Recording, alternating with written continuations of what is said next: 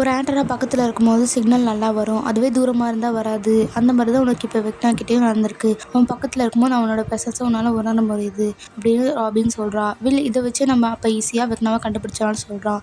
Joyce அதுக்கு ஒத்துக்க மாட்டேங்கிறாங்க. அடுத்து பார்த்தா ஸ்டீவோட கார் ஸ்டார்ட் ஆக மாட்டேங்குது. அவனோட ஃப்ரெண்டு காரில் பேட்டரி ஏற்றிட்டு இருக்கான். சும்மா நார்மலாக பேசி பார்க்குறான். ஆனால் அந்த பொண்ணு வேண்ட வெறுப்பாக இருக்குது. அப்புறம் ஜோனத்தன் நான்சி நினச்சி ரொம்ப ஃபீல் பண்ணுறான். ஸ்டீவ் அதுக்கு நம்ம நான்சி போய் பார்க்கலாம், அவளுக்கு பூ கொடுக்கலான்னு சொல்கிறான்.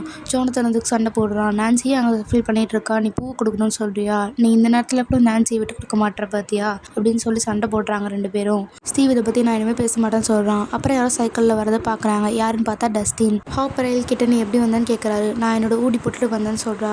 நீ எதுக்கு வெளியே வந்த, ஆர்மி ஆஃபீஸர்ஸ் அந்த கேமரா வழியாக பார்த்துருப்பாங்க, நம்ம பத்திரமா இருக்கணும்னு சொல்கிறாரு. சுரங்க வழியாக போனால் சீக்கிரமாக போக முடியாதுன்னு நான் அப்படி போனேன். அது மட்டும் இல்லாமல் இந்த டெமோகார்கன்ஸை ஃபாலோ பண்ணி போனால் நம்ம ஆளையே ஈஸியாக கண்டுபிடிச்சிடலாம் சொல்கிறான். அந்த டெமோகார்கன்ஸ் வெக்னா கிட்ட தான் போகுங்க. அப்போ நம்ம வெக்னாவையும் கண்டுபிடிச்சிடலாம், ஆளையும் கண்டுபிடிச்சிடலாம் சொல்கிறான். உங்களுக்கு இந்த வீடியோ பிடிச்சிருந்தா லைக் பண்ணுங்கள், சப்ஸ்கிரைப் பண்ணுங்கள். தேங்க்யூ.